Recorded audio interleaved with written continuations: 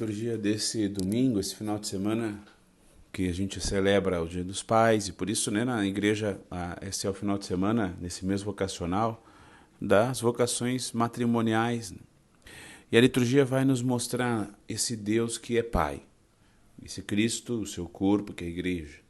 Fala desse Pai que nos ama tanto, que está sempre perto, sempre por perto, sempre pronto para nos socorrer. Mas olha que não merece ser tratado só como um paramédico, um socorrista, que a gente grita quando a coisa aperta e o resto do tempo a gente esquece.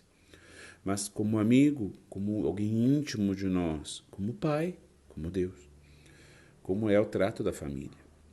Ele prefere a calmaria, o murmúrio de uma brisa leve, do coração, da oração no quarto, na oração diante do sacrário. Não gosta tanto do vento, ou ao menos nem sempre. Ele quer que a gente esteja com ele na sua barca, no seu corpo, na igreja, na Eucaristia, nos sacramentos, na oração. A gente ouviu que Jesus mandou os discípulos irem de barca para o outro lado e se retira para rezar. E os evangelhos mostram 22 ocasiões em que Jesus reza. Se Jesus rezava, o que resta para nós, o que resta para a nossa família, a família precisa rezar. Rezar junto, antes de comer, quem sabe antes de dormir. E quando eles estão em alto mar, acontece então o episódio que a gente ouviu. Em São João, Jesus faz isso porque está preparando os discípulos, o povo e, claro, nós também, para o discurso do pão da vida, quando ele vai falar da Eucaristia, que é o seu corpo. Ele prepara isso que é muito grande, com milagres muito grandes. Mais de 5.000 comem com 5 pães e sobra 12 cestos cheios. Ainda anda sobre a água, Pedro anda sobre a água, ele acalma a tempestade. Fora os outros milagres até ali, né? Se Jesus é capaz de fazer todos esses milagres, é capaz de fazer mais esse tremendo milagre. Um pedaço de pão se torna corpo, o seu corpo, e um pedaço de vinho se torna o seu sangue. O mar é símbolo do mundo, as ondas, a tempestade, o vento, das dificuldades da vida. O barco é a igreja, e no barco da igreja está Pedro, os apóstolos, o Cristo. E Jesus prometeu que esse barco nunca vai afundar. Como podia afundar um barco que tem dentro Deus Todo-Poderoso, a Virgem Maria e os santos mártires?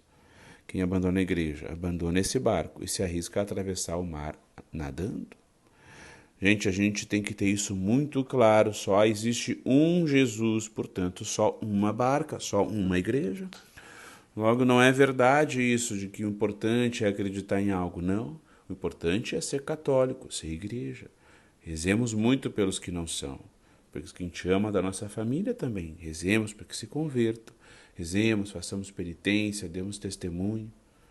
Então, igreja, sacramentos, oração, palavra de Deus. Assim é o católico. Pedro, nosso amigo, é pescador. Ele entende de barco, entende de peixe, entende de tempestade. Sempre dentro do barco, nunca fora. Pedro tinha ouvido a palavra do Senhor que disse: vem, e estava com os olhos fixos nele, em Jesus. E por isso a tempestade não foi capaz de derrubar Pedro. E um milagre acontece, o que nenhum homem pode fazer, ele faz, andou sobre as águas. Assim como só Deus pode perdoar os pecados, e Deus aos padres esse poder. Só Deus pode transformar algo em outra coisa por milagre. Deus fez isso, deu para os padres esse poder de tomar corpo e sangue. Só Deus pode criar a vida. Mas ele deu esse poder, dividiu esse poder com o marido e a mulher. Deus ama a família, deu o milagre. Foi porque Pedro estava na barca, porque ouviu a palavra e porque ele não tirou os olhos de Jesus, que ele caminhou sobre as águas, deu o milagre. Mas quando parou de ouvir a palavra do Senhor e começou a ouvir a tempestade, quando parou de olhar para Jesus e começou a olhar para si, então começou a afundar. Assim é o católico. Se está em Cristo, está firme. Se está sem Cristo, está afunda. Tu tem ouvido o quê? Está fixando o teu olhar, teus olhos em quê? Tem que ser Cristo, Cristo, sempre Cristo. Quando tu estiver afundando, recorre a Jesus. Vai até o confessionário, pede perdão, recomeça. Dá a Deus o mal e recebe o amor. Jesus mostrou para Pedro que a sua força vem dele, só dele, e a nossa também. Sem Jesus, somos miséria, fraqueza e lentidão. Talvez a gente já tenha presenciado até uma cena de um pai que enfrenta um perigo, uma mãe, até o fogo para salvar o seu filho. A família é assim, um irmão. Nada pode temer um pai, uma mãe, um irmão assim. Se nós estivermos com a palavra, com o Senhor, nada vai poder nos parar também. Nenhuma tempestade derruba quem está assim. Nem a tempestade da dificuldade no trabalho, ou até do desemprego, de doença, de dor, de calúnia, dificuldade no casamento, na família. Em Deus, ele se mantém, com dor, com cruz e alegria. Seja esse pai para os teus filhos, seja essa mãe, essa esposa, esse irmão. Isso exige que nós façamos a nossa parte, como Pedro fez a dele. Segurou a mão de Jesus. É diferente para cada um. Para um vai ser intensificar a oração, para outro cortar de vez uma ocasião de pecar, obedecer aos conselhos recebidos na confissão ou na direção espiritual, começar a rezar, voltar a ir à missa todo domingo, sei lá, para cada um a sua parte. Não esqueçamos da advertência de São João Crisóstomo. Quando falta a nossa cooperação, cessa também a ajuda de Deus. São Tomás de Aquino diz assim: se queres salvar-te, olha para o rosto do teu Cristo. A nossa oração, a palavra de Deus, os sacramentos são a única garantia de nos mantermos de pé como filhos de Deus, no meio de um mar agitado como o que a gente tem aí. Meu irmão, que importa que tu tenha o mundo inteiro contra ti, com todos os seus poderes. Coragem, segue em frente.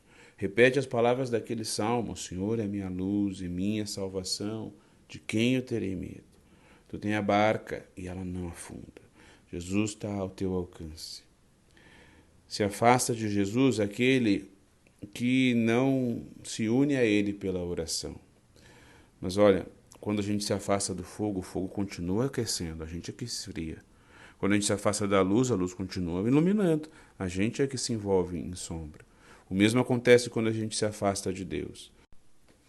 Se por acaso tu começar a afundar, vamos agir como Pedro, que recorreu imediatamente a Jesus. Senhor, salva-me. Deus é tão poderoso hoje, como era naquele dia. Como precisamos de famílias santas, famílias santas. Essa é a vocação de vocês, matrimonial. Dar ao mundo testemunho de vida santa na família, no trabalho, no dia a dia. Que Nossa Senhora nos ajude, que Deus nos abençoe. Amém.